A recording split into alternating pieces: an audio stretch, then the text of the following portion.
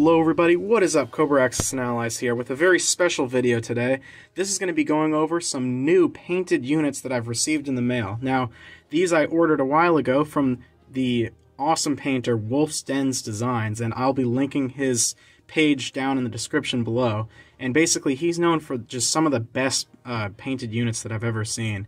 And I've seen many of his works on the Facebook community page that he usually posts on, and I decided to finally give him a shot and emailed him and asked him to paint up some units for my 1914 game, and these are definitely some of the best units I've ever seen. Now, you may remember back from the past, I did a review on some SS troopers that I had received from him. It was from a Combat Miniatures prize, but Denz Designs painted the units, and they were very nice, some of the best units I had seen. But these generals, like, really surpass anything else that I've seen him post about. They're really awesome, really unique.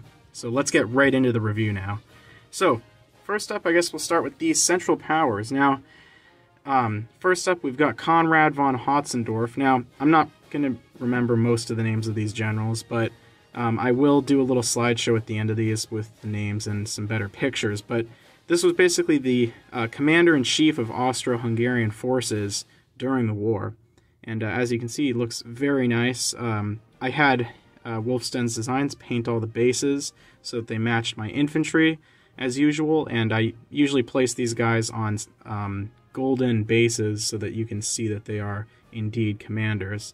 So here, again, with Konrad von Hotzendorf, you can see all the very nice details, the awards that he has on his chests and everything.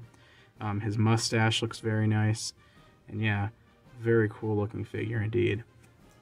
And the amounts of all these characters are based off of the numbers that I have for my 1914 game. So you'll see that Austria-Hungary only gets 1 because that is all that they get in the setup of the game when you're playing with commanders. So next up we have the Ottomans, and this here is Ataturk. I was debating on either having Ataturk or one of the Pashas, like Enver Pasha. But the thing is with Enver Pasha and his accomplices was that they were not very good military commanders. So Ataturk definitely has the history behind him, the fact that he ended up leading Turkey in the end after the Ottoman Empire was dissolved. And he was a very brilliant commander when it came to the defense of Gallipoli. And so you can see that this paint job on him is very nice. He's got the nice big wool fez on top. A very cool thing that I've started doing too after I've seen these figures is you can see that he paints his figures with the main color, so you can see a very dark green for this, and then he paints on, or dry brushes, a very light color, very meticulously basically to get the high spots. You can see there that looks very nice and ruffled and everything and textured well. And then one thing I really liked too was you could see on this little, I guess, kind of clipboard that he has that it actually even, I'm not sure if he went for it, but it does even look like Arabic writing on the actual clipboard that Ataturk is holding. So another awesome looking commander. And then getting into Germany, they definitely have some of the most commanders available to them. So here you can see August von Mackenstein. This guy I ended up going with, for my choice, for him to paint, because I really wanted to get, a unique-looking character, because Mackenstein was known for wearing his big Hessian hat with the massive skull and crossbones on the front of it. So you can see he's definitely a very imposing figure when you have him down on the board. He's got all of his nice-looking medals and everything, the Iron Cross on his lapel, and you can see he's probably waving off to his forces with his binocular for inspection and everything. Again, very nice backside with the high points, nicely detailed with the lighter color. Yeah, so another awesome looking figure. Next up for the... Oh, and Mackenstein I'll probably have setting up in Europe as the European commander. Then we have, for the Pacific, we have Maximilian von Spee. And he was a very brilliant naval commander along with the East Asian squadron that Germany had in the Pacific, and he did go down with his forces at the Battle of the Falkland Islands, but he provides a very nice very nice sculpt and a decent asset for the Germans in the Pacific also. The fact that you get a commander with your squadron makes the few ships that you have as the German player just a little bit stronger. But another really awesome looking character. I like the white shirt and bow tie that he has on underneath.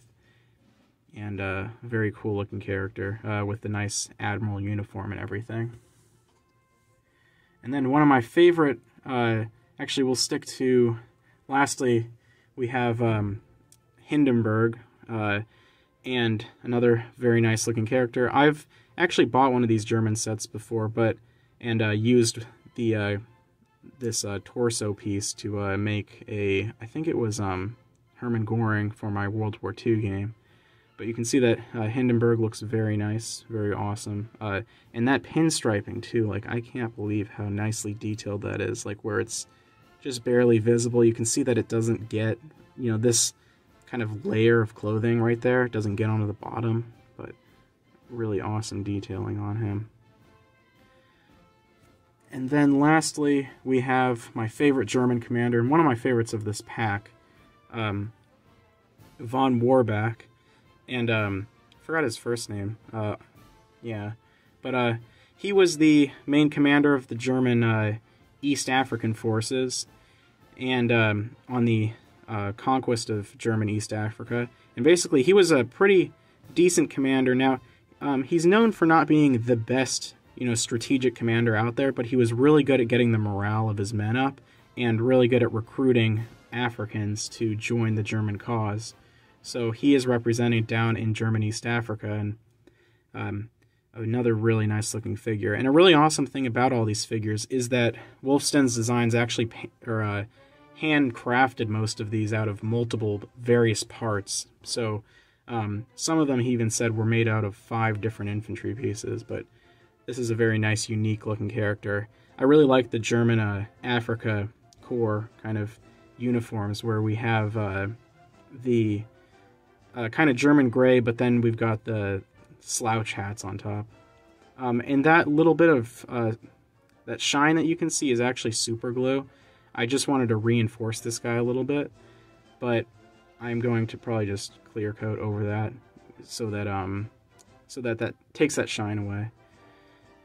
But another really awesome looking character, and again you can see with his like mustache and everything, very awesomely detailed. And that does it for the German commanders, and I guess also the Central Powers in general. So getting on to the Allies, we have General Brusilov of the Russian Empire, another awesome looking character. I really like the Russian general uniforms where you've got the dark blue pants on, kind of like Cossacks, but really nicely detailed with the leather belt and everything that he has on. You can see he's loaded up with awards and everything. Got the nice little pauldrons and the cool hat, along with his nice little mustache. And a little note board that he has, taking some notes on troop formations and everything.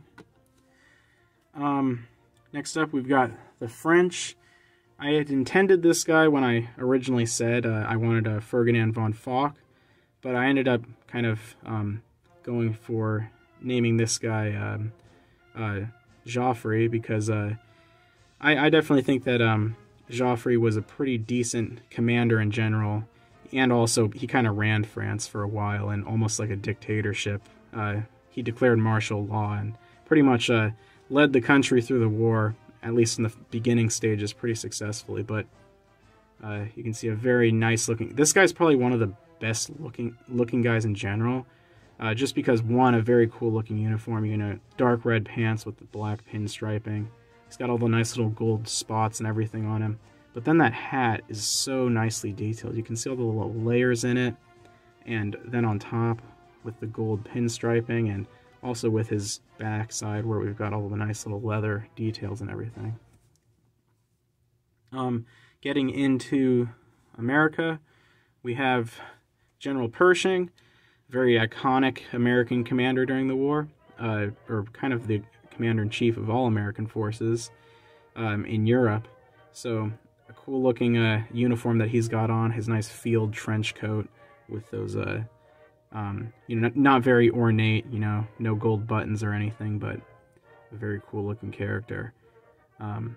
Nice leather pouches and everything, and you know, he's a very action-like pose. You know, he's yelling to his men and everything. I really like it when these characters, you know, they have a lot of, you know, they're not just standing around doing nothing. You know, they're pointing somewhere, they're yelling, they're writing notes down. I really like that about them. And then the British, kind of like the Germans, have a worldwide empire and a lot of kind of generals. So these are the guys that I don't particularly remember their names. I think this is French, and like not the country, but his last name. And I'm pretty sure it is him, and he was the main commander of the British forces in France during the early stages of the war. So you can see he's kind of got his main field uniform on, kind of like serving in the trenches and everything, with his gas mask box and everything, and his drab uniform. And so not super ornate or anything, but that's just his style at the time. And then this one, I don't remember his name. I think it was Monash, his last name. But another British field commander during the war. I just kind of, for the British, picked out some iconic names and threw them in. And then lastly, for the British, we have another one of my favorites. This is Churchill. And yes, and you heard that right. Churchill during the war was he was First Lord of the Admiralty, kind of supreme commander of like naval operations, but after his disastrous defeat at Gallipoli, he was demoted, and I forget what he was demoted to, but he basically became a field commander during the war. So you can see that he's all dressed up for his inspection of the Western Front. He's got his officer uniform on, his metal Adrian cap, and then a very cool looking, I don't know if this would be a riding crop or probably something like a sword sheath, but he's kind of holding that in his authoritarian pose. It's a very cool looking pose of him. And I think it's based off a picture of him on the Western Front, but very cool looking. And again, I really like this figure.